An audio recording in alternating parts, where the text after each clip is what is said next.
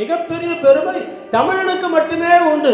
பஞ்சபடல் வந்தாலும் பாடெல்லாம் வந்தாலும் இந்தியாவில் இருந்து இலங்கைக்கு வருகை தந்து தமிழ்நாடு அறநிலைத்துறையின் ஆலோசகர் ஆகவும்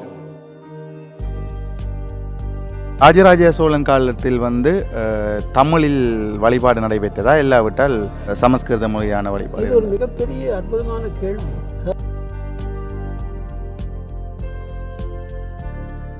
இந்தியாவிலும் சரி இலங்கையிலும் சரி தற்காலத்தில் இந்த சாய்பாபா வழிபாடுவானது வந்து கொண்டிருக்குது. இது தமிழுக்கு உட்புகுத்தப்பட்டதா? வழிபாட்டுக்கு அத்திவாரமாகவும் உறுதுணையாகவும் இருக்கக்கூடிய தமிழில் பாடல் கேட்டருள் பெருமாளே, தமிழ் வழிபாட்டுக்கு மூலகர்த்தாவாக இருக்கின்ற அறம் பொருள் இன்பம் வீடு என்கின்ற இந்த 4 தான் தமிழனுக்குரிய வேதம். சாமி யோகநாதன்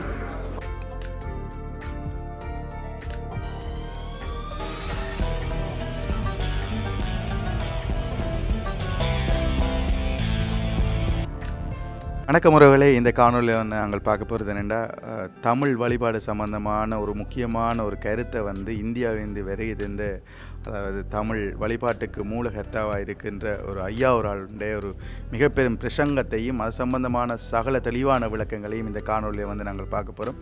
வாங்க வீடியோக்குள்ளே போகலாம். யாழ்ப்பாணத்தில் குறிப்பாக இனிவிலில் உள்ள ஞானலிங்கேஸ்வரர் கோயில், தமிழில் மந்திரம் சொல்கிற இந்த கோயிலில் தமிழ் வழிபாட்டின் குருநாதர்களுள் ஒருவராக வழங்கக்கூடிய மதிப்புக்குரிய சத்தியவேல் முருகனர் ஐயா அவர்களையும் அவர்களுடைய மைந்தன் திருச்சுடர் நம்பி ஐயா அவர்களையும் இந்த இடத்திற்கு வருகை தருமாறு வேண்டி நிற்கின்றோம்.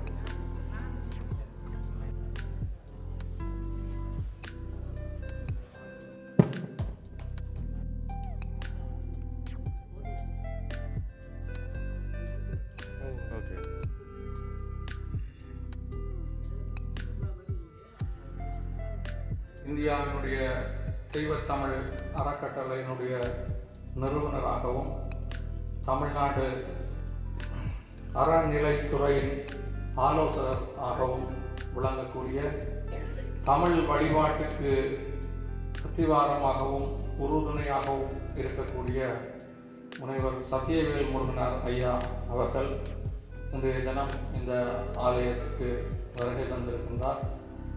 தமிழ் வழிபாட்டினுடைய பல்வேறுபட்ட நூல்களையும் எழுதி இந்தியாவிலே தமிழ் வழிபாட்டிற்காக பல்வேறுபட்ட வழக்குகளை சந்தித்து பல்வேறுபட்ட போராட்டங்களை நடத்தி அவை யாவிலும் வெற்றி கண்டு தமிழ் வழிபாட்டுக்கு வலு சேர்த்த ஒரு பெருந்தகை ஐயா என்று சொன்னார் அது மிகையாகாது.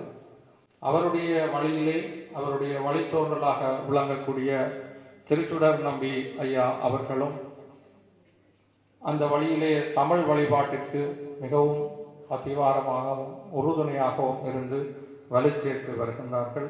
அவர்களுடைய பணி போற்றுதற்குரியது. அவர்கள் மென்மேலும் பல காலம் வாழ்ந்து எங்களுடைய தமிழுக்கும் தமிழ் வழிபாட்டிற்கும் என்றும் உறுதுணையாக இருக்க ஞானலிங்க பெருமான் திருவருளும் ஞானாம்பிகை தாயாருடைய திருவருளும் என்றும் நிறைந்திருக்க வேண்டும், நிலைத்திருக்க வேண்டும் என்று இந்த சந்தர்ப்பத்திலே வேண்டி, ஐயா அவர்களுடைய நேரடியான மாணவர்கள் என்று சொல்வதிலே எங்களுக்கு மிகவும் மகிழ்ச்சி. கடந்த 10 வருடங்களுக்கு முன்னர் சத்தியவேல் முருகனார் ஐயா அவர்களை இந்தியாவிலிருந்து சைவநெறி கூடத்தின் அமைப்பினூடாக இலங்கைக்கு வரவழைத்து நாங்கள் அவரிடம் நேரடியாக இந்த தமிழ் வழிபாட்டை பயின்றோம் என்று சொல்வதில் நாங்கள் மிகவும் மகிழ்ச்சி அடைகின்றோம். நேற்றைய தினம் இந்த ஆலயத்தினுடைய பொறுப்பாளர் சசிகுமார் ஐயா அவர்களும் அடியேனும் ஐயா அவர்களும் அவருடைய மகனும் மேலும் சில அருட்சுணையர்களும் சேர்ந்து மட்டக்களப்பிலே கிழக்கு இலங்கை பல்கலைக்கழகத்திற்கு சென்று அங்குள்ள துணைவேந்தருடன் கலந்துரையாடி தமிழ் வழிபாட்டு பயிற்சி பட்டய பாடநெறி ஒன்றை கிழக்கு இலங்கை பல்கலைக்கழகத்திலே ஆரம்பிப்பதற்கான ஆயத்த வேலைகளை முன்னெடுத்திருந்தோம். ஐயா அவர்கள் இந்த நிகழ்விற்கு வருகை தந்தமையால் அது மிகவும் சாதகமான ஒரு நிலைமையை தோற்றுவித்திருக்கின்றது. அந்த வகையிலே அவருக்கு மீண்டும் ஒரு முறை நன்றியை தெரிவித்து என்று தெய்வத் தமிழால் வழிபடுவோம் என்ற துணைப்பொருளே சத்தியவேல் முருகன் ஐயா அவர்கள் இந்த ஆலயத்திலே சொற்பொழிவு ஒன்றை நடாத்தி இருக்கின்றார். சிலம்பும் சிலம்பூருவம் ஒரு வடிவேலும் கடம்பும் தடம் புயம் நாரிரண்டும் மறுவடிவான வதனங்களாரும் மலர்கண்களும் ஒரு வடிவாய் வந்து என் உள்ளம் குளிர குதி கொண்டவே கருணை பொழி திருமுகத்தில் திருநீற்றுதம் கண்டாரை வகப்படுத்த கலைந்தவாய் அழகும் ஆருடைய சிவனே போற்றி.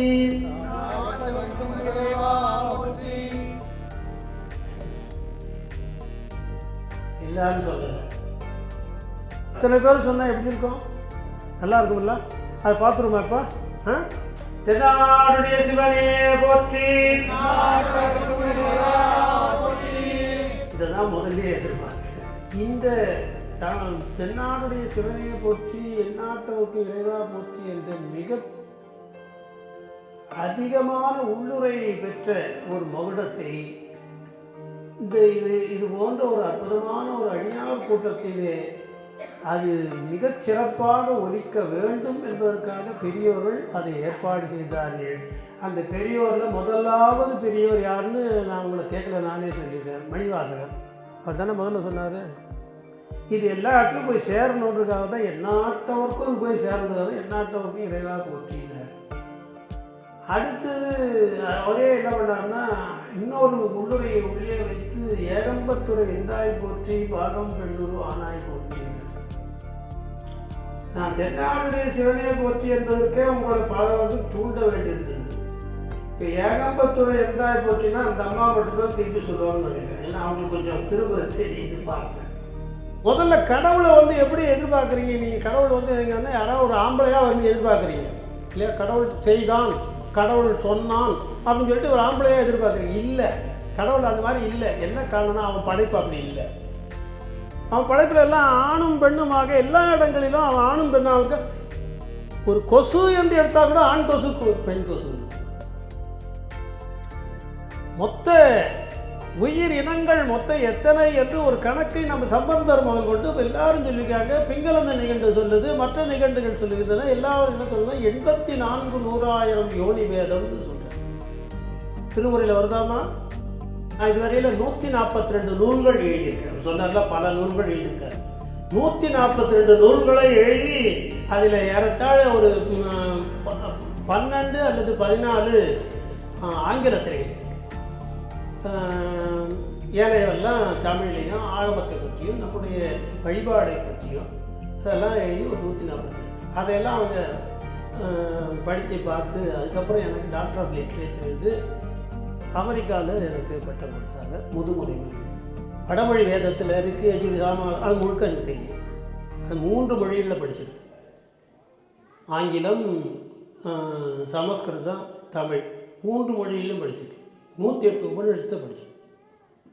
இப்போ இது எதுக்காக இதெல்லாம் சொல்கிறேன்னா, இதிலெல்லாம் தேடி போய் எங்கே கிடைக்குது என்று பார்க்கும்போது வேறு எங்கேயும் கிடைக்கல. எல்லாம் எங்கே இருக்குன்னா நம்முடைய தமிழ் இலக்கியங்களில் இருக்கின்றன.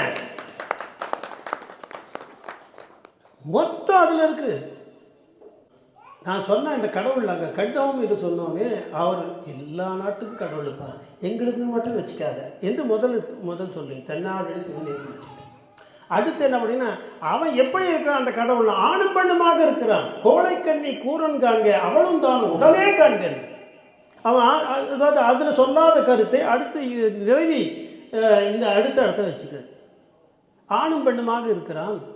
அவருடைய நவசக்தி கூறில் ஒரே ஒரு கூறு வேலை செய்யுது. அதுக்கு பேர் மனோன்மணின்னு பேர்.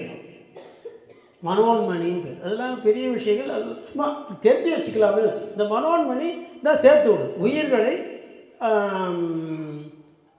இறைவனோடு சேர்ப்பது. அதனால தான் என்ன பண்ணுவாங்கன்னா, இங்கே இப்படி லிங்கம் வச்சாங்கன்னா அந்த லிங்கத்துக்கு பக்கத்திலேயே மனோன்மணி ஒன்று வைக்கணும். ஆனால் அவள் தான் சேர்த்து விடு உயிர்களை ஆண்டவனோடு இரண்டரை கலக்க செய்கிறவள் அவள் தான். ஆக அது மாதிரி இருப்பாங்க. எல்லா பழைய பெருங்கோயில்கள்லாம் பார்க்கலாம். அந்த 3 விஷயத்தையும் இந்துக்குள்ளே அடக்கிட்டாங்க. தென்னாடுடைய சிவனையை போற்றி எந்நாட்டுக்கு இறைவை போற்றி. அவன் யாருன்னா பாகம் உடையவன் மாதொரு கூறன். ஆகவே ஏகம்பத்துரை எந்தாய் போற்றி பாகம் பெண்ணுருவானாய் போற்றி. அதுக்கப்புறம் என்ன பண்ணாருன்னா, அவள் தான் உனக்கு நேரடிய தொடர்பு என்று கோடைக்கண்ணி கூறன் காண்க அவளும் தானும் உடனே காண்க. எவ்வளவு அறிவுபூர்வமாக அந்த மகுடத்தை வைத்திருக்கிறார்கள் நம்முடைய பெரியவர்கள். அது பெரியவர்கள் அல்ல, பெரியவர்களுக்கு பெரியவரான மாணிக்கவாசகர் செய்தார். அதுக்கப்புறம் அதை தொடர்ந்து அதை உலகம் முழுக்க பரப்பியவர்கள் வேறு சில பெரியவர்கள் பரப்பிட்டே வந்தாங்க. அதில் முக்கிய பங்காற்றியவர் திருவிக்கா அவர்கள், தமிழ்த்தென்றல் திருவிக்கா அவர்கள். ஒருத்தர் நீங்கள் கேள்விப்பட்டிருக்கலாம், இங்கே கூட வந்து போயிருக்கார் அவர். திருவிக்கா அவர்கள் தான் என்ன பண்ணான்னா, அது ஒரு பெரிய பிரச்சனை நடந்தது. நம்ம பார்வதி பதையை தான் சொல்லணும், தென்னாடு சொல்லக்கூடாதுன்னு ஒரு பெரிய போராட்டம் நடந்ததுமா. நடந்தது, இந்த மாதிரி நடந்தது. நம்ம பார்வதி பதையே அப்புறம் என்னங்க அதை தானே சொல்கிறீங்க, அதை தான் சொல்லணுன்றான். அதுக்காக ஒரு போராட்டம் நடந்தது. ஒரு பெரிய புத்தகம் எழுதினார் ஈஸ்வரையா பிள்ளை என்ற திருநெல்வேலிக்காரர். அது எழுதினார். அது மறுப்பு தெரிவித்து அடிய சொல்லி நானும் அதுக்கு சமானமாக ஒரு புத்தகத்தை எழுதி, அது மிகப்பெரிய அளவுக்கு அமோகமாக அந்த புத்தகம் பல பேரும் வாங்கி படிக்க ஆரம்பித்தார். அந்த மாற்றத்தை கொண்டு வந்ததில் மிக முக்கியமானவர் தமிழ்த்தென்றல் திருவிக்கா அவர்கள். அவர் தான் அதை ஆரம்பித்தார். மறைமலடிகளும் காசுபிள்ளையும் ஆரம்பித்ததை உலகம் முழுக்க பரப்பிய பெருமை திருவிக்காகுது. அப்போ இந்த 3 பெரியவர்கள் மீண்டும் இந்த 3 மகுடங்களை சிவனடியார் கூட்டம் எங்கெங்கெல்லாம் இருக்கோ அங்கெங்கெல்லாம் முழங்கப்பட வேண்டிய மகுடங்கள் என்று பரப்பினார்கள். முதல்ல அவங்களுக்கு நாம் நன்றி சொல்லித்தோம். அப்போ தமிழில் எதுவுமே அறிவில்லாத சும்மா ஏதோ ஒன்று சொல்கிற மாதிரி எதுவுமே இல்லை. அது என்னன்னா, ஏதோ ஒரு மிகப்பெரிய லாஜிக்கோடு வருது, காரண காரியத்தோடு வருது. சும்மா இது வந்து வெள்ளக்காக்கானா ஒத்துக்கிறவன் இல்லை தமிழன் இல்லையா? அப்போ ஒவ்வொன்றும் அதனால்தான் இவர் ஞானசம்பந்தர் என்ன சொல்கிறாருன்னா, அவர் ரொம்ப அற்புதமாக அவர் வார்த்தை சொல்கிறார். என்னென்னா, வழிபாடு செய்ய ஆனால் அறிவோடு வழிபாடு செய்கிறார். புரியுதுங்களா? வழிபாடு நுண்ணறிவால் வழிபாடு செய்வார்க்கு உடையான் பதிகம் ஞானசம்பந்தர். எந்த இடத்துல அறிவோடு வழிபாடு செய்கிறானோ அங்கே தான் ஆண்டவர் இருக்கிறார் என்று நான் சொல்லலை, சம்பந்தர் சொல்லுகிறார். அப்போ என்ன பண்ணணும், காரணம் என்ன தெரியல, அவன் பேரறிவு பரம்பொருளுங்க. இல்லை, பேரறிவு பரம்பொருளாக இருக்கிறதுக்கு போய் நம்ம அறிவுக்கு மாறானதை மூட நம்பிக்கையோடு முன்னால் போய் நின்னோம்னா சாமி ஏற்றுக்க மாட்டார்னு அன்றைக்கே சொல்லிட்டு போனார் சம்பந்தர். உண்மையிலே இந்த இந்த இந்த எழுச்சியை பெற்ற இந்த கோயிலை பார்க்கும்போது ஒரு தாய் தன்னுடைய மகனுடைய வளர்ச்சியை பார்த்து எப்படி மிக அற்புதமாக கண்ணீர் வடித்து அதை பாராட்டோடு அப்படி பாராட்டி கொண்டு இருக்கிறார்கள்.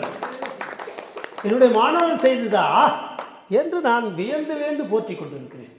மிகச் சிறப்பாக செய்திருக்கிறார்கள். என்னன்னா, அந்த வழிபாடில் அறிவார்ந்த வழிபாடு செய்யணும்னு இருக்குது. அப்போ அந்த அறிவார்ந்த வழிபாட்டில் என்னென்னலாம் பண்ணணும் அப்படின்னு சொல்லி கொடுக்குறது தான் ஆகமம்னு பேர். ஆகமம்னா ஏதோ உங்களை பயமுறுத்துறதுக்காக வந்ததில்லை. ஆகம்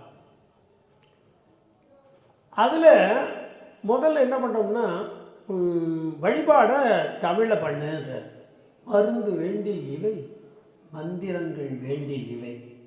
நீங்கள் படிச்சுட்டு அதே பாடுங்கன்னா முக்கியமான பாடல் அது. ஞானசம்பந்தர் பாடுறேன். உனக்கு ஏதாவது மருந்து நோய் வந்ததா, ஏதாவது மருந்து வேணுமா, டாக்டர்கிட்டலாம் போகாது, என்னுடைய பதிகத்தை படின்னு அவர் சொல்கிறார். ஞானசம்பந்தர் வாக்கு இது. மருந்து வேண்டில் இவை, இவைனா என்னுடைய பதிகங்கள். மருந்து வேண்டில் இவை. அது மட்டும் இல்லை, மந்திரங்கள் வேண்டுமா, யாரையோ பின்னால் போயிட்டு வந்து அவங்கள்ட்ட தொங்கிட்டு இருக்காத, மந்திரங்கள் அத்தனை நான் கொடுத்திருக்கிறேன், படி பயன்படுத்தி என்று ஞானசம்பந்தர் எடுத்து நம்ம சொல்லியிருக்கிறார். மருந்து வேண்டில் இவை மந்திரங்கள் இவை. அடுத்த ஒரு வார்த்தை சொல்றாரு, எங்கேயோ போய் முட்டிக்கிறிய, உங்களுக்கு எதாவது தெரியும் அதை பற்றி, புரிந்து கேட்கப்படும் புண்ணியங்கள் இவைன்னார். இவர் சொன்னது அவன் சொல்லும்போது பாடும்போது, இப்போ நீங்கள் பாடும்போது என்னவா இருந்தாலும் அது வந்து அற்புதமான அந்த ஒலியை கேட்கும்போது நமக்கு புரியுது, உடனே மனம் லயிக்குது. அதுதான் நமக்கு வேணும் இல்லையா? வேறு எதுலேயும் பண்ணாலும் வரல இல்லைங்களா? பழனி நான் வந்து அனைத்துலக முத்தமிழ் முருகன் மாநாடு கவர்மெண்ட் நடத்தும் போது 24, 25 ஆகஸ்ட்டில் நடக்குது. கவர்மெண்ட் தமிழ்நாடு கவர்மெண்ட்டு நடக்குது. அதனுடைய முக்கிய பொறுப்புகள் பல பொறுப்புகள் அடியன்ட்ட விட்டுருக்காங்க. அதை நான் பண்ணிட்டுருக்கேன். ஸோ ஸ்மார்த்தன்னா யாருங்க? ஸ்மார்த்தன்னா யார்? முதல்ல அதுவே தெரியாமல் இருக்கிறது தப்பு. ஆனால் தெரியாமல் இருந்தால் இன்னொரு வகையில் ரொம்ப லாபமும் கூட. ஸ்மார்த்தன்னா ஆரியன் அர்த்தம். அதான் ஆரிய பிராமணன், அது ஸ்மார்த்தன். அதாவது ஸ்மிருதியை கடைப்பிடிக்கிறவன் ஸ்மார்த்தன். இது வடமொழியும் முழுக்க தெரியும். அப்போ ஸ்மார்த்தனாக இருக்கிற அந்த நிலையில் வடமொழியிலே சொன்னீங்கன்னா சாமிக்கு உடனே கேட்குமான்னா கேட்காது. இது தமிழ் தான் விரும்பி கேட்குறாருன்றதுக்கு அருணகிரிநாதருடைய பாடல் ஒன்று சார்ந்து. அருணகிரிநாதர் போகிறாரு பழனியில். சாமி பார்த்த உடனே இவர் 15ஆம் நூற்றாண்டு. ராமப்பையர் மாற்றினது 1444 ஆண்டு. நான் அந்த ஆண்டோடு சொல்கிறேன். கிபி 1444 ஆண்டில் போகிறேன். இவர் அருணகிரிநாதர் போகிறது ஏறத்தாழ ஒரு 50 ஆண்டுகள் கழித்து போகிறார். பழனிக்கு போகிறார் முதல் முறையாக. ஏன்னா அவர் பிறந்ததே 15ஆம் நூற்றாண்டு தான். அவர் அதுக்கப்புறம் ஒரு 50 ஆண்டுகள் கழித்து அங்கே போகிறார். அங்கே போனால் சாமி இவர் வணங்க போகும்போது உள்ளேருந்து பேசினாராம் அவர்கிட்ட. அருணகிரிநாதர்கிட்ட முருகன் பேசுகிறார். சார், முருகனை கனவிலும் நனவிலும் கண்ட ஒரு பெரியார் என்று சொன்னால் அது அருணகிரிநாதர் தான் இல்லை. அருணகிரிநாதர் போய் பாட போகும்போது அவர் என்ன சொல்கிறேன்னா, அப்பா உள்ளேருந்து ஒரு குரல் வருது. உள்ளேருந்து ஒரு குரல் பேசுகிறது யாருன்னு பார்த்தா உள்ள இவர் இல்லை, குருக்கள்லாம் இல்லை. அப்போ உள்ளேருந்து சத்தம் வருதுன்னா உள்ளேருந்து யார் பேசுனா பழனி ஆண்டி பேசியிருக்கிறான்.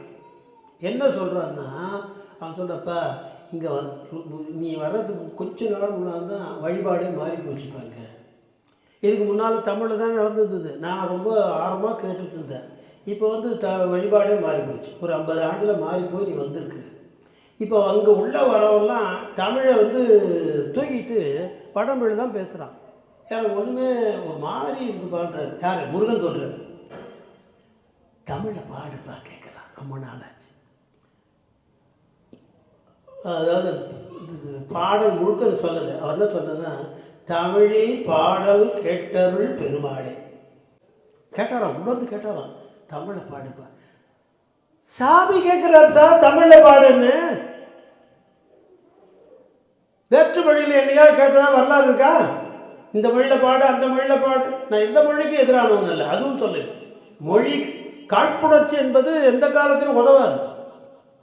ஆனாலும் சிலதுக்கு மட்டும் இப்போ எப்படி தமிழாக தான் முதல்ல கண்டான்றதுனால தமிழ் கடவுள்னு சொல்கிறோமோ, அதுபோல் சிலதுக்கு முதன்மை கிடைத்து வருது, தான் இயற்கையாக வருது. அதனால தான் ஒரு பெரியவர் சொன்னார், தமிழ் என்பது இயற்கை உண்மை சிறப்பியல் மொழியினர். இதை விரித்து சொல்லணும்னா என்னுடைய புத்தகங்கள்லாம் பார்த்து தெரிஞ்சுங்க. இயற்கை உண்மை சிறப்பியல் மொழி. இயற்கைன்னா அது இயற்கையோடு இயந்தது, உண்மைன்னா அது என்றைக்கும் இருக்கிறது இல்லையா? என்னுள்ள தென்தமிழ்ன்றான் இல்லையா? அப்போ என்றைக்கும் இருக்கும். அது என்றைக்கும் உள்ளதுக்கு தான் உண்மைன்னு பேர். உள்ளது உண்மை. உண்மை இயற்கை உண்மை சிறப்பியல். அது உலகத்தில் இருக்கிறதையும் உங்களுக்கு அள்ளி கொடுக்கும்.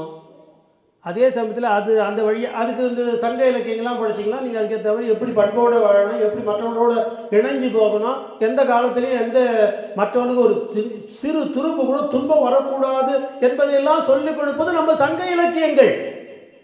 நம்மளோட சங்க இலக்கியம் அது சொல்லிக் கொடுக்குது. நம்மளோட பண்பாட்டில் உண்மையாக சொல்லப்போனால் வெளிநாட்டவர்களோட உயர்ந்து போற்றுறாங்க. என்ன சொல்கிறாங்கன்னா, தமிழ்நாடு ஒன்றுதான் உலகத்துக்கு பண்பாட்டு தொட்டிலாக இருந்தது என்று பல பேர் எடுத்து சொல்லுகிறார். தமிழுக்கு ஒரு பேர் இருக்குங்க. அதுக்கு என்ன பேர்? தெய்வத்தமிழ்ன்றான் இல்லையா? தெய்வத்தமிழ்.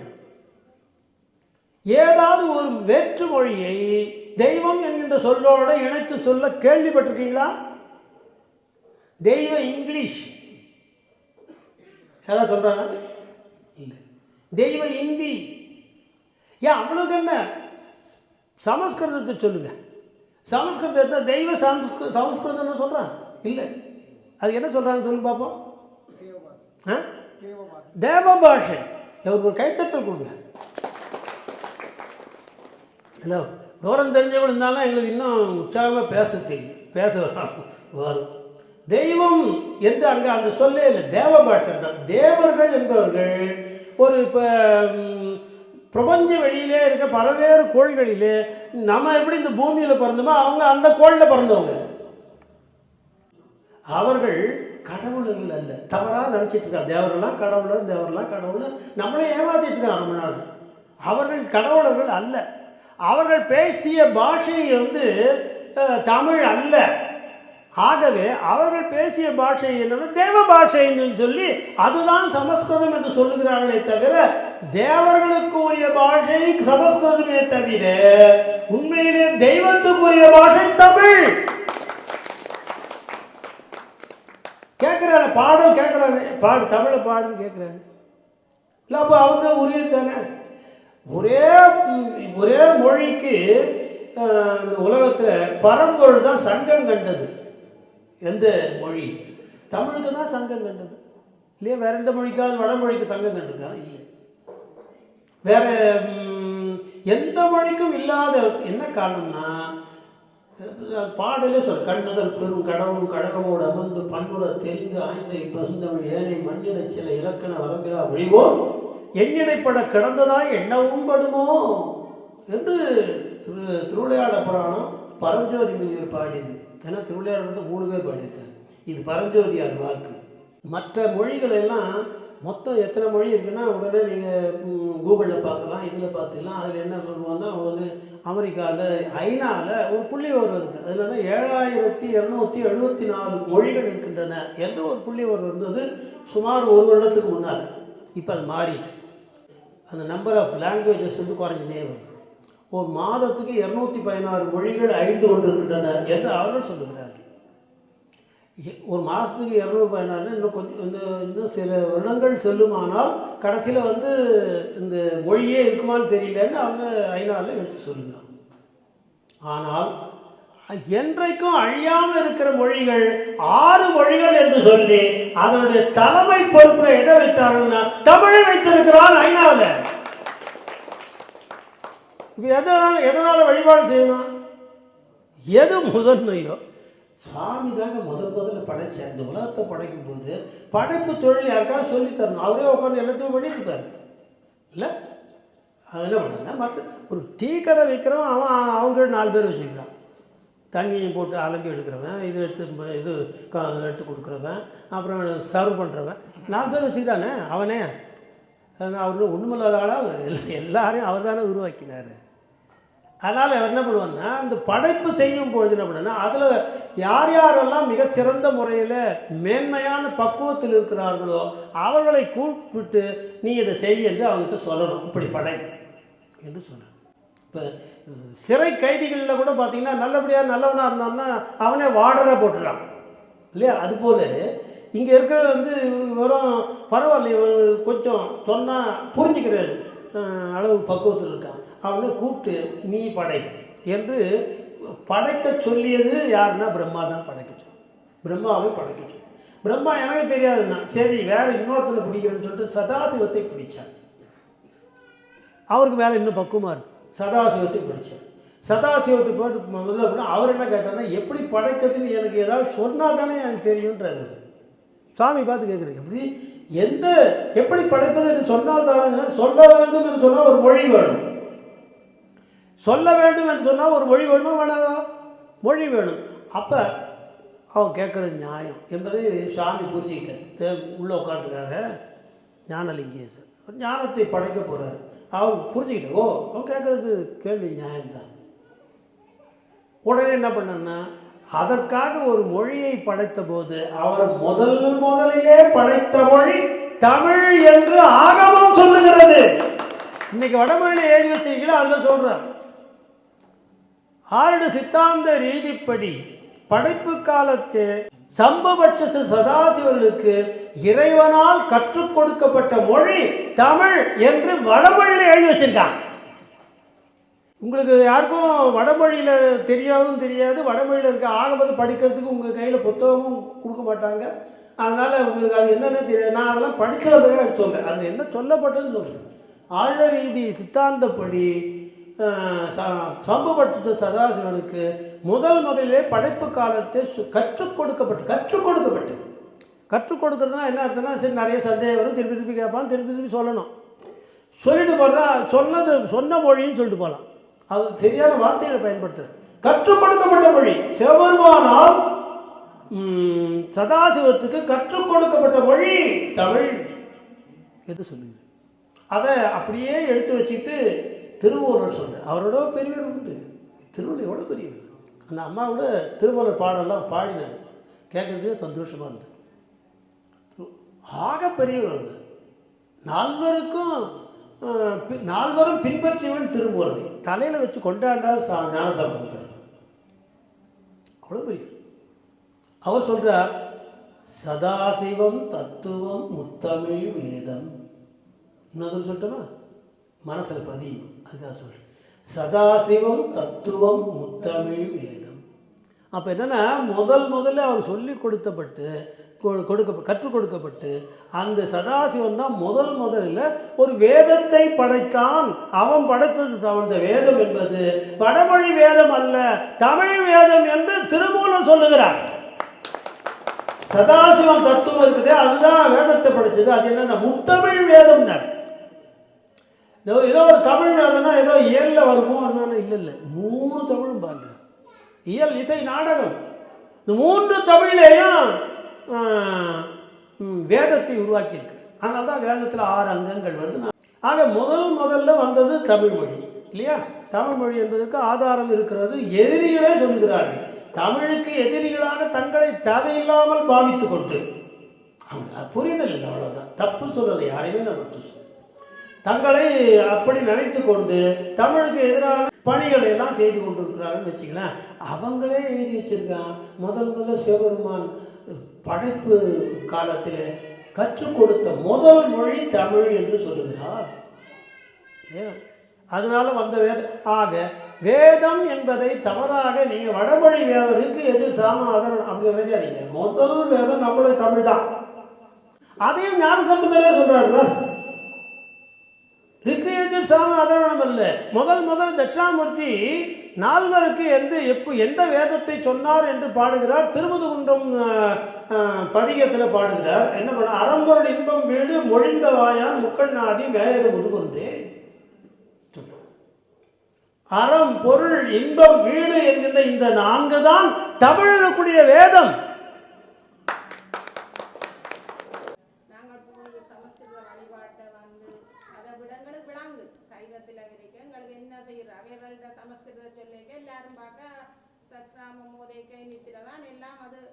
விளங்காத மொழி என்றது தெரியும் என்றாலும் நாங்கள் ஆண்டாண்டு காலமாக அதை பின்பற்றி கொண்டு வந்து ஒரு இடத்துல ஒரு வாதாட்டம் கொண்டு வந்தது.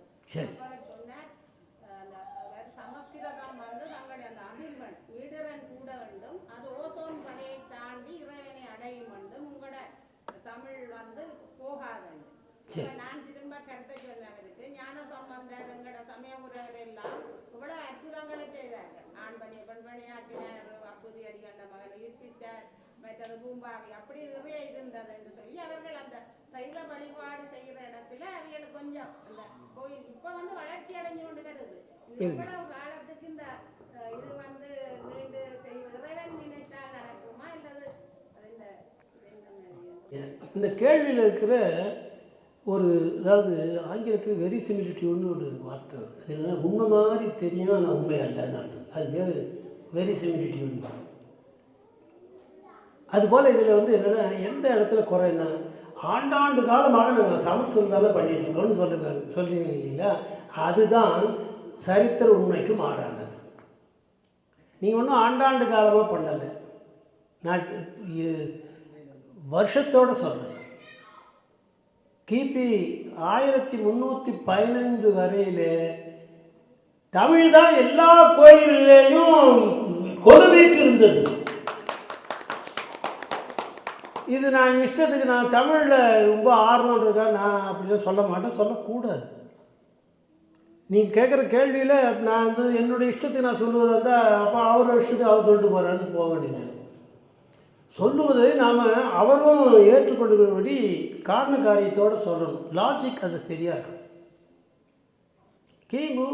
கிபி 1315 வரையில் நமக்கு எல்லா கோயிலும் நடந்தது.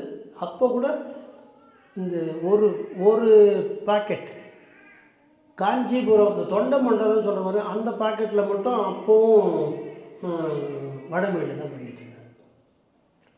இது வரலாற்று ரீதியாக நம்ம ஆராய்ந்து பார்த்தோம்னா தான் இதோட உண்மை தெரியும்.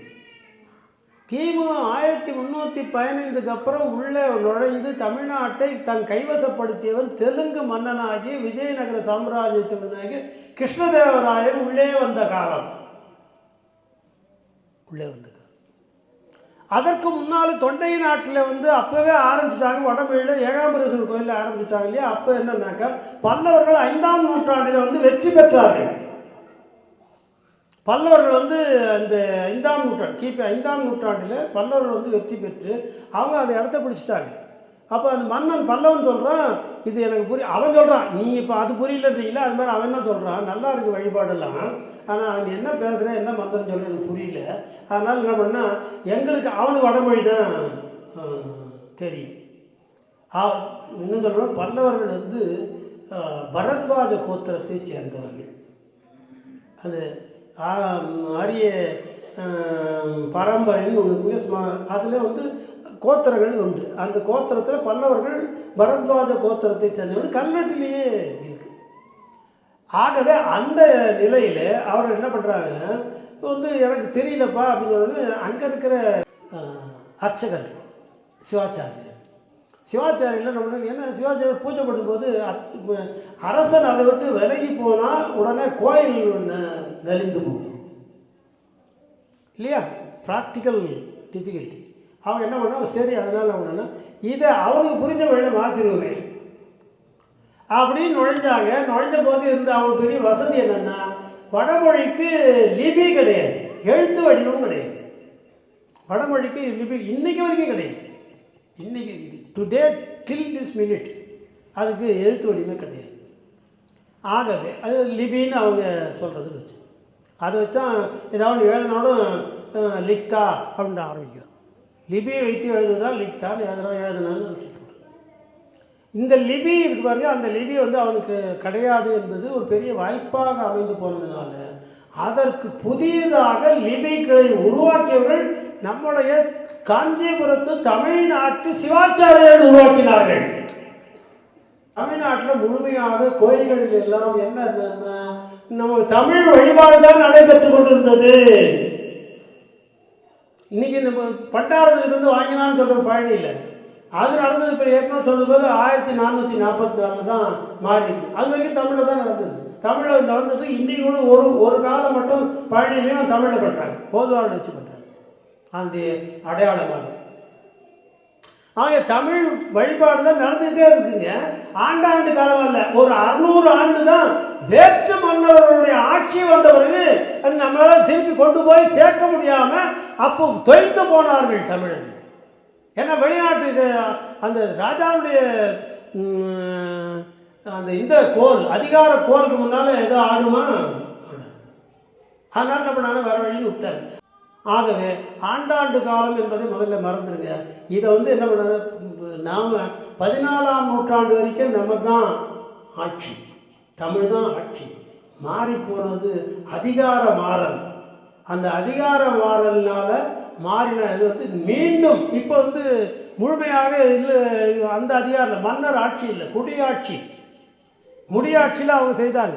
குடியாட்சின்னா நம்மகிட்ட தானே இருங்க, நாம் ஏன் வீழ்ச்சி வரல? யாழ்ப்பாணத்தின் முக்கியமாக இனிவில் பகுதியை சேர்ந்த சுவாமியார் அவர்கள் இந்தியாவிலிருந்து வருகை தந்தவர்களை சந்தித்த வேளையில் அவர்கள் அற்புதமான சில உரையாடல்களையும் பாடல்களையும் சாமியார் அவர்களுக்காக நிகழ்த்தியிருந்தார்.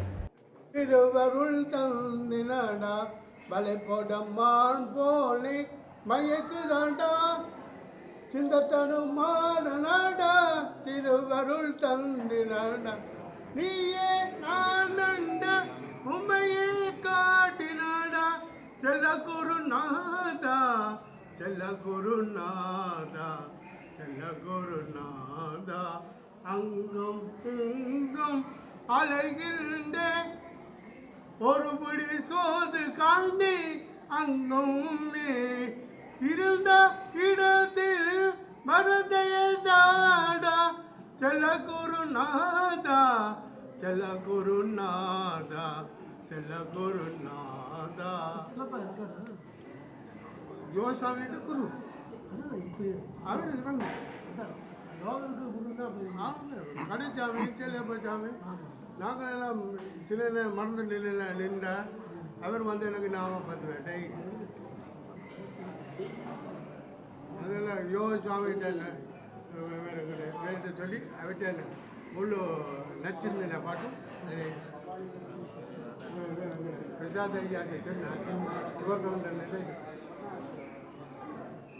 இந்த மயிலுக்கு பாடு ஆடும் மயில் கல்லூரால் திருவடியில் நானந்தமான பேனடி கிளியே இரவும் பகலும் அடி கிளியே இரவும் பகலும் அடி பஞ்சப்படையில் வந்தாலும் பாடெல்லாம் வந்தாலும் பஞ்சப்படையில் வந்தாலும் பாடெல்லாம் வந்தாலும் அஞ்சுமோ கிளியே ஆனுமான் ஆன்மா அழியண்டு சாமி யோகநாதன் பாடுவேத்தனடி கிளியே இரகும் பகலும் அடி கிளியே இரகும் பகலும் அடி தேவனில் மூத்தவன் தேவாதி தேவன் தேவனில் மூத்தவன்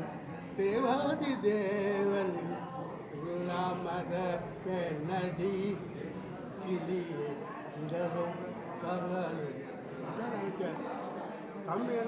வணக்கம் உறவுகளே, இந்த காணொலியில் வந்து நாங்கள் மிக முக்கியமான ஒரு நபரை வந்து நாங்கள் சந்திக்க போகின்றோம். அதாவது வந்து முதலில் நாங்கள் நன்றி, அதாவது வந்து நீங்கள் இந்தியாவிலிருந்து இலங்கைக்கு வருகை தந்து எங்களுக்கு தெரியாத பல விஷயங்களை வந்து எங்களோட வந்து எல்லாரோடையும் கதைச்சிருக்கிறீங்க. அதுக்கு மிக முக்கியமான நன்றி.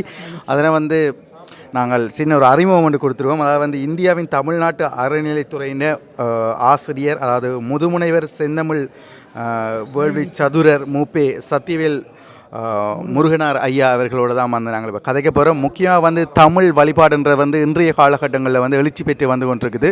அந்த வகையில் அந்த எழுச்சிக்கு வந்து வித்திட்டவர் நீங்கள் என்னும் போது மிகவும் சந்தோஷமாக இருக்குது. அதை பற்றி எங்களோட கொஞ்சம் கதைக்கலாம். என்னென்னு இந்த தமிழ் வழிபாடு வந்து ஆரம்ப காலத்தில் வந்து பிரம்மாண்டமாக இருந்து இடை செருகல்களால் வந்து அந்த தமிழ் விளையாட்டு முறையானது கொஞ்சம் குறைவடைந்து தற்பொழுது எழுச்சி பெற்று வருது. அந்த குறைவடைவதற்கான மிக முக்கிய காரணமாக நீங்களே இதை கருதுகிறீங்க? மிக முக்கியமான காரணம் என்னவென்றால், அதாவது அயலவர்களுடைய ஆதிக்கம் வரலாற்று ரீதியாக 14ஆம் நூற்றாண்டிலிருந்து தொடங்குகிறது. அப்பொழுதுதான் வேற்று மொழியான தெலுங்கு மன்னன் தமிழ்நாட்டை கைப்பற்றுகிறான். அந்த காலகட்டத்தில் தமிழானது மெல்ல மெல்ல கோயிலிருந்து விடைபெற்றது. அது விடைபெற்றதற்கு காரணம் என்று சொன்னால், அதுக்கு ஏதோ ஆற்றல் இல்லை என்பதனால் அது விடைபெறவில்லை. அதை விடைபெறச் செய்தார்கள் அந்த மன்னர்கள், ஆதிக்கத்தினர்.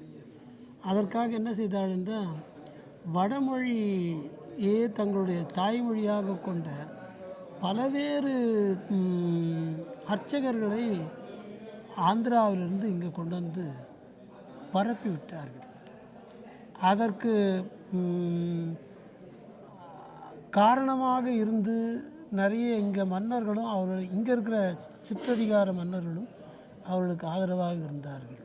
அப்போ என்ன பண்ணாங்கன்னா, இந்த ஆந்திராவிலிருந்து வந்தவர்களுக்கெல்லாம் தனியாக வீடு கொடுத்து, தனியாக அவர்களுக்கு பெரிய பெரிய நன்கொடைகளை கொடுத்து, சில கிராமங்களை அப்படியே இறையிலியாக கொடுத்து அவர்களை வளர்த்து வந்தார்கள். அதனால் அந்த கிராமங்கள்லாம் இப்பொழுது சதுர்வேதி மங்கலம் அப்படின்னு பேர் வந்தது. அந்த சதுர்வேதம் என்பது அவர் வடமொழி சொல்லுகிறார், வடமொழி வேதத்தை சொல்லுகிறார். ஆக அந்த சதுர்வேதி மங்கலங்கள் தமிழ்நாட்டில் வந்து பெருகின. அந்த காலகட்டத்தில் தான் இந்த உண்மையான தமிழ் என்பது தொய்வு அடைய நேர்ந்தது. அந்த நிலையில் நம்முடைய மக்கள் அதிகாரத்துக்கு பணிந்தார்கள். அதுக்கு உடனாக அந்த அதிகாரத்தை மீளுவதற்கும் உடனே நேரவில்லை. காரணம் என்னவென்றால், அவர்கள் சென்ற பிறகு முஸ்லீம்களுடைய அதிகாரம் வந்தது. அவுரங்கசீப்பை மதுரை வரைக்கும் வந்து ஆண்டான். அவனுடைய தளபதியாக வந்தவன் அவன் வந்து இபின் பதூதான்றவன் வந்து மதுரையை ஆண்டான். 3 ஆண்டுகள் மதுரை ஆண்டான். அதே மாதிரி கொஞ்சம் கொஞ்சமாக அந்த முஸ்லீம்களுடைய ஆதிக்கம் குறைஞ்ச போது அவர்களை விரட்டி அடித்த நிலையில் போர்ச்சுகீசியர்கள் வந்தார்கள். அவர்களும் வெளிநாட்டவர்கள் தான். அந்த வாணிகத்தை செய்வதற்காக வந்தவர்கள் இங்கே நின்று நிலைத்து தங்கள் காலில் ஊன்றி ஆட்சி செய்ய ஆரம்பித்து விட்டார்கள். அவர்கள் உள்ளே நுழைந்தவுடன் போர்ச்சுகீஸ் என்பது ஐரோப்பாவில் மிகச் சின்ன இடம். அவர்களே சென்று இந்தியாவில் கால் பதிக்கிறாங்கன்னா நாமே போகக்கூடாது. இன்னொரு சின்ன ஆதிக்க சமூகமாக இருந்த டச்சு பீப்புள் உள்ளே வந்தாங்க. இந்த டச்சு பீப்புள் இப்போ உங்களுக்கு ஞாபகம் இருக்குன்னா அல்லது தெளிவுபடுத்தணுன்னா சுவிட்சர்லாண்டில் அவங்க ஆட்சி நீண்ட காலமாக நடந்தது. இப்போ கூட அங்கே டச்சு மொழி சிறப்பாக பேசப்படுகிறது. ஆக அவர்கள் வந்து இங்கே தமிழ்நாட்டை அல்லது இந்தியாவை அவர்கள் வந்து ஆள ஆரம்பித்த போது மறுபடியும் இந்த இது வந்து மீண்டும் மீண்டும் அந்த தமிழ் மேலெழ முடியாத அளவுக்கு அழுத்தப்பட்டது. தமிழ் மீளும் சந்தர்ப்பங்களில் பல்வேறுபட்ட ஆட்சிகள் மாறினபடியால் வந்து அதுக்கப்புறம் கடைசியாக வந்த பிரிட்டிஷ் பீப்புள் அவர்கள் வந்து முதலிலே கொஞ்சம் கடினமாக இருந்தாங்க. எல்லாருமே வந்து தங்களுடைய மதத்தை தான் நீங்கள்லாம் பின்பற்ற வேண்டும் என்கின்ற ஒரு கடினமான அந்த ஸ்டாண்டை எடுத்தாங்க. ஆனால் போகிற போக்கில் விக்டோரியா மகாராணி வந்து என்ன செய்தாருன்னா, இல்லை நீ அந்த மாதிரி அவங்களுடைய மத சுதந்திரத்தில் கை வைக்காதீர்கள், அவர்கள் நடத்திட்டோம், ஆனால் நிர்வாகம் முழுக்க உங்கள்தான் இருக்கட்டும் என்று நிர்வாகம் அவர்கள்ட்ட போய்விட்டது. ஸோ அதனால் கடைசி வரைக்கும் அப்படி நடந்த காரணத்தினால தமிழ் என்பது மறுபடியும் மீண்டும் உயிர்ப்பித்து மிக அற்புதமான முறையில் பரப்ப வேண்டிய நிலையில் வருவதற்கு இயலாமலே போயிற்று. மிக சிறந்த ஒரு பதில். இப்போ நான் கேட்குறேன்னா, இப்போ ராஜராஜ சோழன் காலத்தில் வந்து தமிழில் வழிபாடு நடைபெற்றதா இல்லாவிட்டால் சமஸ்கிருத மொழியான வழிபாடு? இது ஒரு மிகப்பெரிய அற்புதமான கேள்வி. அதாவது இந்த கேள்வியை நீங்கள் கேட்கும்போதே எனக்கு தெரிகிறது இதனுள்ளே இருக்கிற ஒரு சில விஷயங்களை ஏற்கனவே நீங்கள் அறிந்தே தான் இந்த கேள்வி கேட்குறீங்கள் என்பதை நான் புரிந்து கொள்கிறேன். என்ன காரணம்னா, ராஜராஜ சோழன் ஏதோ தமிழுக்கு எதிராக பணியாற்றியவன் போல ஒரு தோற்றத்தை முழுமையாக வரலாற்று அறிவு இல்லாதவர்கள் பேசிக்கொண்டிருக்கிறார்கள் நான் பார்க்கிறேன். பல இடங்களில் அதுக்கு நான் எதிர்ப்பும் தெரிவித்து வருகிறேன் என்னால் முடிந்த அளவில். என்ன காரணம் என்னென்னா, இங்கே கேட்ட கேள்வியில் அடிப்படையே இதுதான். அவன் கோயில் கட்டிய போதே முழுக்க முழுக்க தமிழ் எழுத்துக்களுக்கு வச்சு கட்டினான். 216 எழுத்துக்கு 216 அடி வச்சு தூரம், நந்திக்கும் இதுக்கு 216 அடி வச்சான். அது என்ன தமிழுக்காக வச்சது. அது மேலே இது வந்து 216 அடியில் தான் அந்த இது வந்து உயரம் அந்த கோபுரத்தினுடைய. அவன் வந்து இது அது வச்சு அதே மாதிரி உள்ளே பார்த்தீங்கன்னா லிங்கத்தினுடைய உயரம் 13 அடி இருக்கும். 13 அடி வந்து 12 உயிரெழுத்துக்கள் ஒரு ஆயுத எழுத்து சேர்த்து 13 அடி அப்படி வச்சான். ஆக முழுக்க முழுக்க தமிழ் அந்த கோயிலே தமிழ் வடிவத்தில் எழுப்பப்பட்டு இன்னும் நிறைய நான் தரவுகளை சொல்லுவேன். ஆனால் நேரங்கிறது நான் சுருக்க சொல்லிவிடுறேன். அது கோயிலே முழுக்க முழுக்க தமிழ் வடிவத்தில் வந்தது தான். அதனால் அதுக்கு என்ன செய்தான்னா, பின்னால் வரும்போது வேறாக மாறிவிடக்கூடாது என்பதற்காக 40 திருமுறை பாடகர்களை அழைத்து வந்தான். அப்போ வழிபாடும் வந்து தமிழில் தான் தமிழில் நடந்தது. அந்த 40 பேர் வந்து அந்தகர்களாக அழைச்சி வந்தான். அதெல்லாம் ரொம்ப யோசித்து பண்ண. என்னென்ன கண்ணு தெரியாது. என்ன காரணம்னா, கண்ணு தெரிந்தவனோடு உட்காந்து பலர் கதைத்தார்களானால் பிற்காலத்தில் வரவர்கள் அவங்க மனதை மாற்றிட்டு அது மாறி போகும் என்று தெரிந்து கண்ணு தெரியாதவர்கள் வைத்தான். இப்படிலாம் யோசித்து பண்ணான். தமிழ்லேருந்து மாறக்கூடாதுன்றதுக்காக அப்படிதான் வச்சேன். 400 அந்த ஆடல் மகளிர்களுக்கு அங்கேயே குவார்ட்டர்ஸ் கொடுத்து வச்சிருந்தேன் கோயிலில். அவங்க தான் இப்போல்லாம் வந்து குருக்கள் எடுத்துகிட்டு வர்றாரு இல்லை, இல்லை அந்த மகளிர் தான் ஒரு பெண் வந்து மலர் எடுத்து வருவாள், இன்னொரு பெண் வந்து பாடிட்டு வருவாள், இன்னொரு பெண்ணு மத்தளை வாசிட்டு வருவாள், இன்னொரு பெண்ணு ஆடிக்கிட்டு வருவாள். இவங்கெல்லாம் நேராக உள்ளே போனாங்க. இன்றைக்கி கருவறையில் நுழையிறது பெரிய பிரச்சனையாக இருக்குல்ல, அவங்கெல்லாம் கருவறைக்கு சென்றார்கள். கருவறைக்கு சென்று அவர்கள் கொடுத்ததை வாங்கித்தான் அங்கிருந்து அர்ச்சகர் வழிபாடுகளை செய்தார். இது வரலாற்றில் கல்வெட்டில் பதியப்பட்டிருக்கு. இங்கே சுற்றி வரும்போது அங்கே 40 ஓதுவார்களை நியமித்த அவன் 2 பேர் தான் வெளிநாட்டிலேருந்து, அதாவது சமஸ்கிருத பண்டிதர்களை உருவாக்கி. நீங்கள் ஆச்சரியப்படுவீங்க. என்னன்னா, ஒரு மன்னன் என்பவன் வந்து யாரையும் வந்து புறக்கணிக்கக்கூடாது.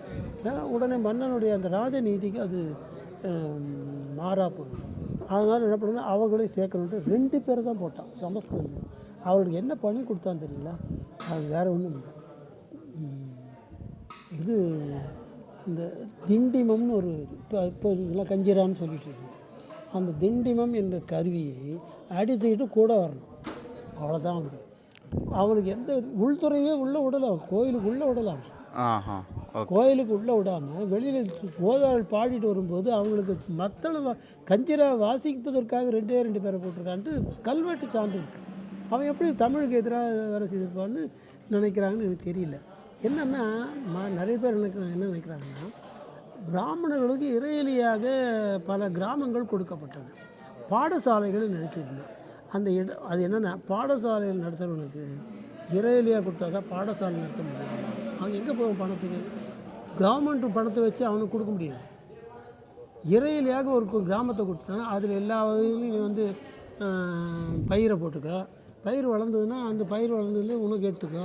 மிச்சம் வந்து அது 6ல் ஒரு பங்கு கவர்மெண்ட்டு கொடுத்தாகணும்னு விதி அந்த காலத்துலேயே இருக்குது. அது ராஜராஜ சோழனில் வள்ளுவர் காலத்துலேருந்தே இருக்குது. 6ல் ஒரு கூறு அரசனுக்கு அப்படின்னு. அதே மாதிரி இந்த இது வந்து அரசனுக்கு வந்துடுது. இப்போ அவனும் சும்மா கொடுக்கல, அவன் வந்து அரசனுக்கு வந்து அதை எடுத்துகிட்டு வந்து இவங்க செய்த போது இந்த பணத்தை எல்லாம் இவங்க வெளியே போய் இன்னொருத்தங்க போய் நம்பி இருந்தாங்கன்னா அங்கே வேலை நடக்காது.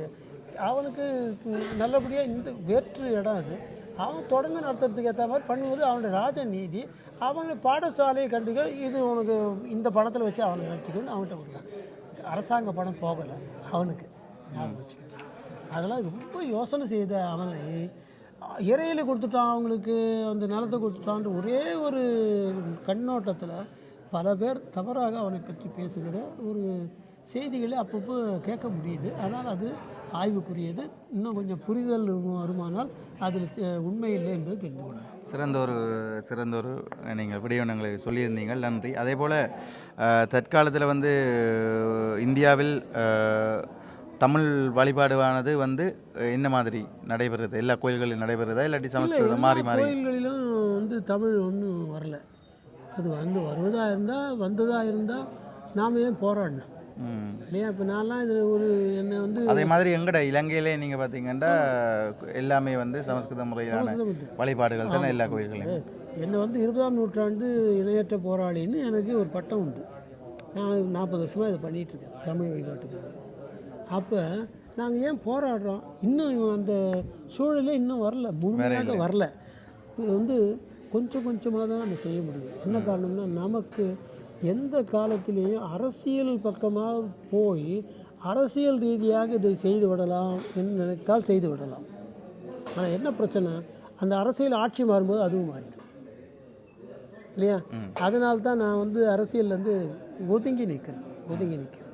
என்ன பண்ணுன்னா, நாளைக்கு ஒரு கோயிலை வந்து ஒரு அரசியல்வாதிகிட்ட போச்சுன்னா உடனே அவங்க அப்பா அம்மா படம் இங்கே வேணும்னுவான், இல்லை அது அவங்க அப்பா அம்மாவுடைய சிலை வையின்னுவான். அப்போ கோயிலுடைய அந்த காம்ப்ளெக்ஸு அந்த கேரக்டரே மாறிடும். அதனால் என்ன, அது வந்து கோயிலுடைய புனிதம் போயிடும். அதனால் என்ன பண்ண, எந்த அரசியல் கலப்பும் இல்லாமல் நாம் மௌன புரட்சியாக நாம் மக்களை ஈர்ப்பதுக்கு, நான் போய் மக்களை ஈர்க்கிறதுன்றது நான் நினைக்கல, என்னுடைய தமிழ் ஈர்க்கும் என்று எனக்கு நம்பிக்கை. மிக உண்மை. கடைசியாக இறுதியாக ஒரு கேள்வி. இது பொதுவாக எல்லாரிடம் தற்காலத்தில் பொதுவாக சிலர் மத்தியிலும் பலர் மத்தியிலும் எழுந்த ஒரு கேள்வி தான் இது. இந்த தமிழ் மந்திரம் என்ற விஷயம், தமிழ் வழிபாடு அப்பாற்பட்ட ஒரு பொதுவான ஒரு விஷயம். இப்போ இந்தியாவிலும் சரி இலங்கையிலும் சரி தற்காலத்தில் வந்து இந்த சாய்பாபா வழிபாடுவானது வந்து கொண்டிருக்குது. இது வந்து தமிழுக்கு உட்புகுத்தப்பட்டதா? இது வந்து இங்கேயும் இதுக்கு வந்து ஒரு 100க்கு 50 ஆதரவு. 100க்கு ஒரு 50% ஆட்கள் எதிர்ப்பு இருக்குது இங்கே. அது தமிழ்நாட்டில் என்ன மாதிரின்னு தெரியல. அதை பற்றி என்ன நினைக்கிறீங்க? இது வந்து புகுத்தப்பட்டதா? எங்கே பார்த்தாலும் ஏதோ விதத்தில் அந்த சாய்பாபா வழிபாடானது உள்புகுத்தப்பட்டு கொண்டு வருகின்றது. இதை பற்றி நீங்கள் இது ஃப்யூச்சரில் நீங்கள் எப்படி தமிழ் வழிபாடானது வந்து அழிந்து அந்த வழிபாடு இப்போ சமஸ்கிருத வழிபாடு வந்ததோ என்ன ஒரு காலத்தில் தமிழ் கடவுளில் ஒன்றாக வந்து இந்த சாய்பாபா மாறதுக்கான ஒரு விஷயம் இருக்கா? நீங்கள் அதை பற்றி என்ன நினைக்கிறீங்க? அது மிகவும் உடனடியாக கவனிக்கப்பட வேண்டிய ஒரு விஷயம் என்பதில் மாற்றுக்கிறது இல்லை. ஆனால் ஒரு விஷயத்தை உங்களுக்கு தெரியப்படுத்துகிறேன், உங்கள் மூலமாக உங்களுடைய நேயர்களுக்கும் தெரியப்படுத்துகிறேன். சாய்பாபா என்பவரை நீங்கள் இப்போ நம்ம ஒரு செல்வச்சன்னதியோட சாதுவை பார்த்தோம். அவரை வந்து ஒரு சாதாரணமான ஒரு ஆள் என்று நம்ம நினைப்பது வேதனை. ஏன்னா அவர்கிட்ட இருக்க என்ன ஆற்றல் இருக்குன்னு என்னை போன்றவர்களுக்கு நான் இப்போ அதை விரிவாக சொல்கிறதுக்கு தயாரில்லை. யாரையோ ஒருத்தர் விளம்பரப்படுத்துவது என்னுடைய வேலை அல்ல. அது உணர்வார் உணர்வன், அவ்வளோதான், அதுக்கு மேலே சொல்லணும். அதே மாதிரி நீங்கள் நினைப்பது போல சாய்பாபா என்பவர் ஏதோ ஒரு மொழிக்கு கட்டுப்பட்டவர், ஒரு மொழிக்கு மட்டுமே உரியவர் என்று நினைப்பது தவறு. உங்களுக்கு ஒன்றை சொல்லுகிறேன், அவர் பல அடியார்களை என்னிடம் திருப்பி விட்டார். என்ன சொல்லினார்? அவரிடம் போய் திருமந்திரம் படியுங்கள் என்று என்கிட்ட திருப்பி விட்டுருக்கார். அதற்காகவே ஆச்சரியப்படுவீர்கள். ஐநாவிலே பதவிகளிலே இருந்தாங்க, ஐநா சபையிலே ஐநா இதிலே பதவிகள் இருந்தார்கள். அவர்கள் அவங்களுடைய பதவிகளை உதறிவிட்டு என்னிடம் வந்து திருமந்திரம் படித்திருக்கிறார்கள். அப்போ அவரை போய் நம்ம வந்து ஒரு குறிப்பிட்ட பேழைக்குள்ளே அடக்கிவிட முடியாது. இது ஒரு பக்கம் அவருடைய ஒரு பார்வை. அப்போ சரிதானே சார்ன்னு கேட்டால் சரியில்லை. இன்னொரு கோணத்தில் பார்த்தோம் என்னென்னா, நான் சொல்கிற அளவில் அவர் தமிழுக்கு ஆதரவான நினச்சிட்டு போய் யாரும் அவரை கும்பிட்றதில்லை. அப்போ அங்கே தானே தவறே நடக்குது. அவன் என்ன நினைக்கிறான், வந்து இந்த மாதிரி மிகப்பெரிய அளவுக்கு அது வடநாட்டிலேருந்து வந்து கொடுக்குறாங்க கூட. அது மிக வேகமாக அது பரவுறதுக்கு ஒரே காரணம் பணம் அவங்க கொடுக்குறாங்க. இப்போ இவனாக போய் கட்டுறதுக்குன்னா ஏது பணம்? இவனாக போய் கட்டுறதுக்கு பணம் இருந்ததுன்னா இவன் வேறு இந்த மாதிரி கோயில் கட்டுவான். அவங்க கோயில் கட்டுறதுக்கு பணத்தை அவர்கள் வாரி கொடுக்குறார்கள். அப்போ என்ன பண்ணுறான், எங்கள் ஊரில் வந்து இவன் பணம் கொடுக்குறான், நான் வச்சு நடத்தி இது பண்ணுறது சொல்லி இது பண்ணுறான். அங்கே கூட சாய்பாபாவை வணங்குகிற அத்தனை பேர் முழுமையான அடியார்கள் என்ற நிலையில் அவர்கள் வணங்குவது இல்லை. அது நீங்கள் அந்த வழிபாட்டு இதில் பார்க்கல. ஏன்னா அந்த அவருக்குன்னு ஒரு வழிபாடு யாரும் இது வரைக்கும் உருவாக்கலை. அது வந்து தன்னெழுச்சியாக அவரவர்கள் நினைத்ததை செய்துட்ருக்காங்க. அப்படி வருகிற ஒரு வழிபாடு நீண்ட நாள் நிற்காது. பணம் அதற்கு பலமாக இருந்தாலும் கூட எப்பொழுதுமே ஒன்று சொல்லணும், உண்மை எப்போவுமே வெல்லும். ஒரு oil and fact will never go down அப்படின்னு ஒரு ஆங்கிலத்தில் வரும். தண்ணியில் வந்து ஆயில் விட்டிங்கன்னா அது இது என்னன்னா எப்படி இருந்தாலும் மேலே வந்துடும். உண்மையை அப்படி எப்படி இருந்தாலும் மேலே வந்துடும். அதுபோல் இப்போ இதை போய் நாம் எதிர்ப்பதை விட அப்படியே விட்டுட்டோன்னா it will die on its own course. அதுவே தானாக அழிந்து போகும். நீங்கள் அதிகமாக அதை எதிர்ப்பு தெரிவிக்க இன்னொரு கோயில் வந்துகிட்டே இருக்கும். இப்போ அதிகமாக பார்த்தீங்கன்னா முன்னாலாம் ஒரு 40 வருடங்கள் பார்த்தீங்கன்னா கோயில்களிலேயே ஐயப்பன் வந்துட்டு இருந்தார். ஆனால் இன்றைக்கி ஐயப்பன் வந்து கோயில்களில் நிறுவப்படுறது குறைஞ்சிட்டே வருது. ஏன்னா அதனுடைய செல்வாக்கு அது தானாக எழுந்து வரும். அப்படியே விட்டுருந்தார். ஒன்று என்ன பண்ணிங்கன்னா, எல்லாம் தெரிஞ்ச ஒரு விஷயந்தான் எல்லாருக்கும். இது கோடு இருக்குது, அந்த கோடு வந்து சின்னதாக்கணும்னா என்னென்னா அதை அழிக்கணும் அவசியம் இல்லை. பக்கத்தில் பெரிய கோடு போடுங்க, பக்கத்தில் உட்காந்து திருமுறை ஓதுங்க. சாய்பாபா இடத்துல போய் உட்காந்து திருமுறை ஓதுறேன்னு சொல்லுங்க. அந்த நடத்துகிற ஆட்களுக்கு திருமுறைன்னா என்னன்னு கூட தெரியாது. ஏதோ பக்தி பாடல் பாடுறாங்கன்னு விட்டுருவான். நீங்கள் போய் படிங்க. திருமுறை ஓதிட்டே வந்தீங்கன்னா மெல்ல இது நல்லா இருக்கேன்னு சொல்லிட்டு சாய்பாபா முன்னால் நான் இதை பாடுறேன்னா அவனே வந்துடுவான். நீங்கள் அவன்கிட்ட சண்டை போட வேணாம், ஒன்றும் பண்ண வேணாம். அவனையும் திருமுறையை பாட வைக்கலாம். அது மெல்ல வந்ததுன்னா இது தானாக it will die of itself. அது அடங்கி போயிடும். அப்படி நம்ம பண்ணால் தான் உண்டு. நாம் ஒருத்தரை வெறுத்து ஒன்றை ஆரம்பித்தோமானால் அதனுடைய விளைவுகள் நாம் விரும்பியதாக இருக்காது. அதுதான் சரி ஐயா, மிக்க நன்றி. எங்களுடைய இந்த அனுபவ பயிர்வை மிக சுருக்கமாகவும் தெளிவாகவும் எங்களுடைய இந்த பைந்து ஒன்றைக்கு மிக்க நன்றி. ஓகே. இந்த சொற்பொழிவை கேட்டு வந்த அடியர்களும் அருட்சணியர்களும் அவருடைய நிழல் படங்களை வந்து எடுத்துக்கொண்டார்கள். அதே போல் மக்களும் ஆவலாக அவருடைய நிழல் படங்களை எடுத்துக்கொண்டார்கள். சரி உறவுகளே, வீடியோ பிடிச்சிருந்தால் லைக் பண்ணுங்கள், ஷேர் பண்ணுங்கள், சப்ஸ்கிரைப் பண்ணுங்கள். இன்னொரு சிறந்த ஒரு காணொளியில் நான் உங்களை சந்திக்கிறேன்.